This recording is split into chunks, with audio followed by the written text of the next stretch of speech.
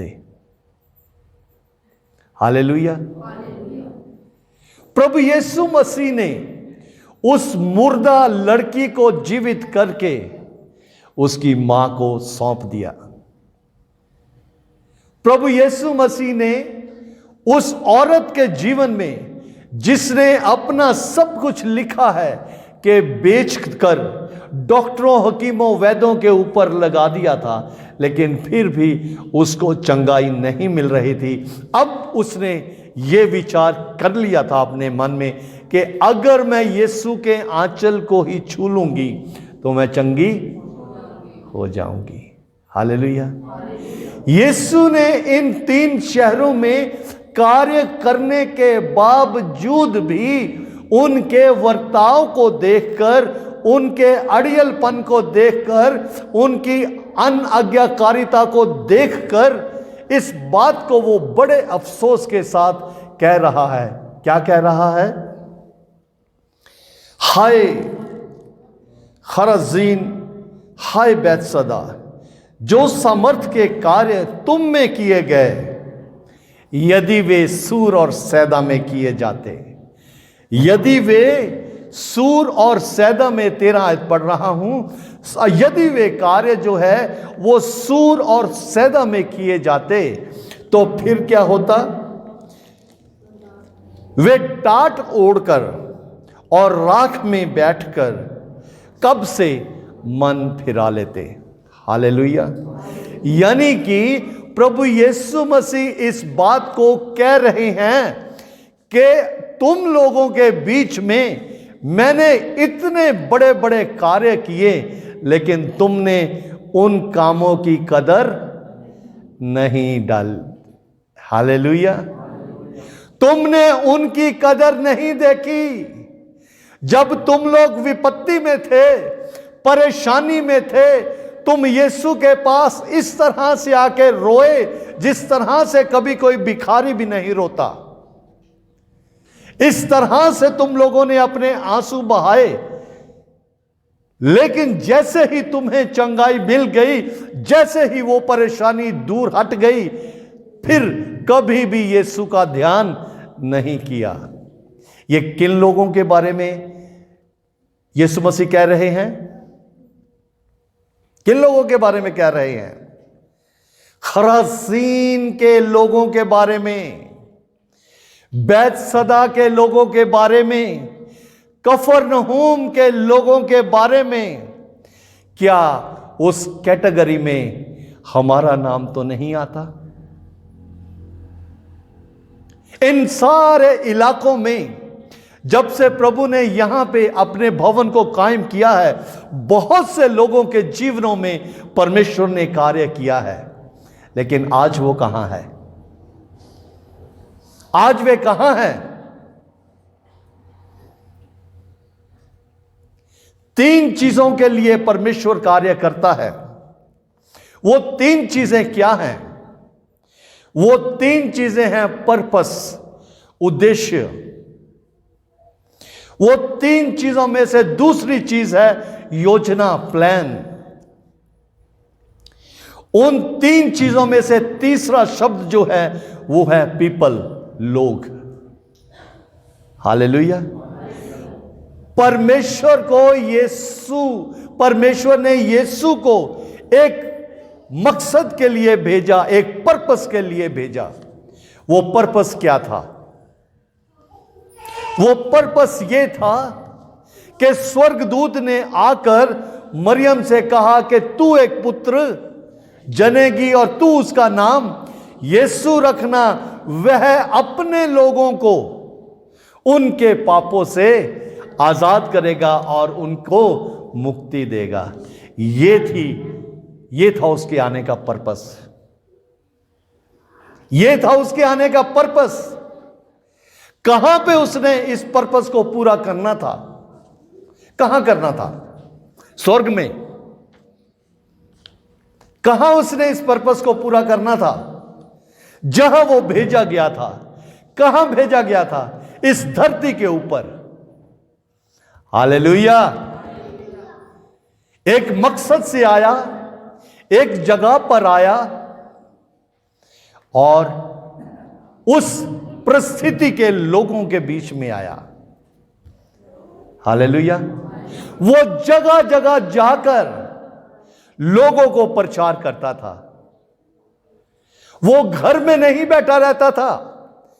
मेरी और आपकी गिनती किन में है? खरासीन के शहर के लोगों में है, या बैतसदा के लोगों में है, या कफरनहूम के लोगों में है? हमें जब प्रभु ने इन सारी बातों से आजाद कर दिया, स्वतंत्र कर दिया, तो हम किस मकसद से अपने बाकी जीवन को जी रहे हैं? क्या पर्पस क्या है हमारा जीने का? हमारा जीने का पर्पस यह है कि जब हमें परेशानी हो, यीशु के पास जाओ। जब वो परेशानी खत्म हो जाए, फिर दोबारा अपने शहर में अपने तरह से जीवन जीना शुरू कर दो। यीशु कहता है, हाय उन पर, हाय तुम पर। हाय अच्छा शब्द नहीं है, हाय एक श्राप है। चंगा हुंदा कि तू जमदा ही ना। ये उस तरह का शब्द है जो 3 बार परमेश्वर अपने उद्देश्य को समझाने के लिए अपने लोगों के बीच में जिनसे वो प्रेम करता था, उनके बारे में ख्याल करने के लिए यीशु प्रकट कर रहा है। हालेलुया। पर्पस आपकी जिंदगी का क्या है? जब परमेश्वर ने आपको स्वतंत्र कर दिया, जब परमेश्वर ने आपको सारे प्रकार के मसलों से आजाद कर दिया, उसके बाद आपका क्या पर्पस है? हमारे बीच में ये बहन बैठी है, जब यीशु का नाम आता था ये रोना शुरू कर देती थी, इसका मुंह बंद हो जाता था। यीशु ने आजाद किया, उसके बाद विचार करने की जरूरत है, क्या आखिरी सांस तक ये उस यीशु के गुण गाएगी, उसके मकसद को जीवन में पूरा करेगी? हमें उस कैटेगरी में नहीं आना जिसके लिए यीशु हाय कह रहा है। हमें उस कैटेगरी में आना है जिसके लिए यीशु धन्य कहता है। ये धन्य मेरे लोगों। अजीजों, जब हम परेशानियों में होते हैं तो हम यीशु को याद करते हैं। इन लोगों ने भी ऐसा ही किया। उन सारी परेशानियों में यीशु को याद किया और यीशु ने फिर भी उनके ऊपर रहम करके उनको छुटकारा दिया, उनको आजाद किया, हमें आजाद किया। आज हम बहुत सी परेशानियों को लेकर यीशु के पास आते हैं, यीशु उन्हें चंगा करता है क्योंकि वो सामर्थ्य के कार्य करने के योग्य है। वही सामर्थ्य उसने आपको और मुझे दिया है। क्या उस सामर्थ्य को हम इस्तेमाल करते हैं? अगर हम उस सामर्थ्य को इस्तेमाल करते हैं तो कोई ऐसा कारण नहीं हो सकता कि परमेश्वर का कार्य ना हो। दिक्कत यह है, सच्चाई यह है कि हम करते नहीं हैं। हम करते नहीं हैं। हम केवल और केवल अपना ध्यान करते हैं। प्रभु तू मुझे आशीष दे, प्रभु तू मेरे बच्चों को आशीष दे, प्रभु तू मुझे तंदुरुस्ती दे। पड़ोसियों के लिए कोई भी चिंता नहीं करता, अपने गांव के लिए कोई भी चिंता नहीं करता। यीशु ने कहा कि तुम पृथ्वी के नमक हो। यीशु ने कहा कि तुम पृथ्वी के नमक हो। क्या उस नमक को आप बेस्वाद माहौल में इस्तेमाल कर रहे हैं? अगर बेस्वाद माहौल में उस नमक को इस्तेमाल किया जाएगा तो क्या होगा? क्या होगा? वो माहौल जो है स्वादिष्ट बन जाएगा। वो माहौल जो है वो सच्चाई को जान लेगा, वो यीशु की उपासना करनी शुरू कर देगा। हालेलुया। हाय खराजीन, हाय बैतसदा, हाय कफरनहूम। वो 3 प्रकार के लोगों की गिनती में हम तब नहीं आ सकते अगर हम इस वचन को सुन ले, ध्यान कर लें कि अगर ये सामर्थ के कार्य जो सूर और सैदा में किए होते, तो वो कब से, जिस दिन से उनके जीवन में काम हुआ है, उस दिन से टाट ओढ़ते, राख मलते और बैठ के पश्चाताप करते। हालेलुया। पश्चाताप करने का क्या अर्थ है? हे प्रभु मैं पापी हूं, मुझे माफ कर दे। नहीं, यह तो केवल एक कदम है पश्चाताप के लिए। पश्चाताप का अर्थ यह है कि जो हमारी ये सोच है, जब तक हमने माफी नहीं मांगी थी तब तक ये सोच अलग थी, उसके बाद ये सोच बदल जानी चाहिए। हालेलुया। वो है पश्चाताप। पश्चाताप क्या है? घर के बारे में कभी ध्यान नहीं दिया, पश्चाताप करने के बाद घर के बारे में ध्यान करना शुरू कर दिया। वो है पश्चाताप। पश्चाताप क्या है? बच्चों के बारे में कभी भी ध्यान नहीं दिया, लेकिन जब पश्चाताप कर लिया, बच्चों को इस तरीके से ले लिया कि ये परमेश्वर की ओर से मिले वरदान है। अगर ये एक बार हाथ से चले गए तो फिर वापस नहीं आएंगे। हालेलुया। मेरी और आपकी गिनती किन लोगों में है? क्या खराजीन शहर के लोगों में है? क्या बैतसदा के लोगों में है?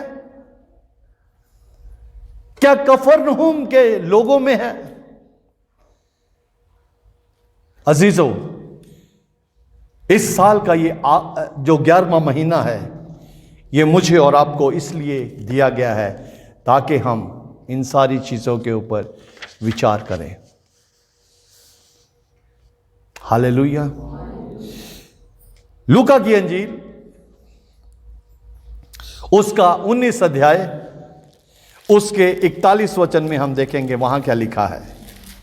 लूका की अंजील उसका 19 अध्याय उसका 41 वचन।